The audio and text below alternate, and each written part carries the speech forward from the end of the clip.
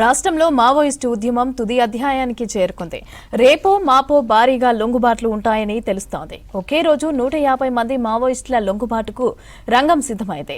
ఇక ఎస్ఐబి అదుపులో అగ్రనేతలు, భద్రతా సిబ్బంది, అదేవిధంగా గెరిల్లా ఆర్మీ ఉన్నట్లు తెలుస్తోంది. వీరిలో గణపతి ఉంటారా లేదా అనేది సస్పెన్స్ గా మారింది. రాష్ట్రంలో భారీ లొంగుబాట్లతో మావోయిస్టుల అధ్యాయం ముగియనుంది. ఒకరో ఇద్దరో కాదు, ఒకే రోజు ఏకంగా 150 మంది మావోయిస్టులు లొంగుబాటుకు రంగం సిద్ధమైంది. అగ్రనేతల గెరిల్లా ఆర్మీ క్యాడర్ సహా తెలంగాణ, ఛత్తీస్గఢ్ రాష్ట్ర కమిటీలకు చెందిన మావోయిస్టులు డీజీపీ శివధర్ రెడ్డి సమక్షంలో లొంగిపోనున్నారు.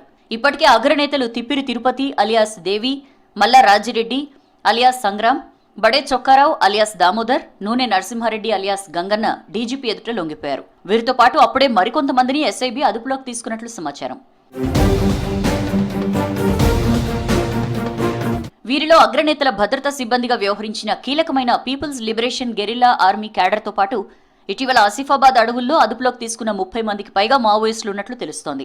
ఈ లొంగుబాట్లతో తెలంగాణ మావోయిస్టు రహిత రాష్ట్రంగా రికార్డులోకి ఎక్కుతుందని పోలీసు అధికారులు భావిస్తున్నారు. అయితే ఈ 150 మందిలో మావోయిస్టు అగ్రనేత ముప్పాల లక్ష్మణరావు అలియాస్ గణపతి ఉంటారా లేదా అన్నది సస్పెన్స్ గా మారింది. దండకారణ్యంలో ఆపరేషన్ కగార్ తర్వాత 2024 ఆగస్టు తర్వాత ఆయన ఆచూకీ లభించడం లేదు.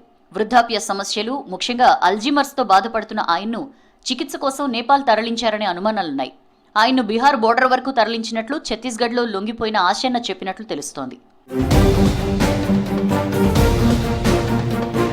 పూర్తిగా మంచానికే పరిమితమైన స్థితిలో ఉన్న గణపతిని నేపాల్లో రాష్ట్ర పోలీసులు అదుపులోకి తీసుకుని హైదరాబాద్కు తరలించారనే ప్రచారం జరుగుతోంది.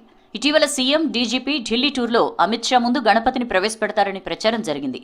కానీ వీటిని పోలీసులు నిర్ధారించడం లేదు.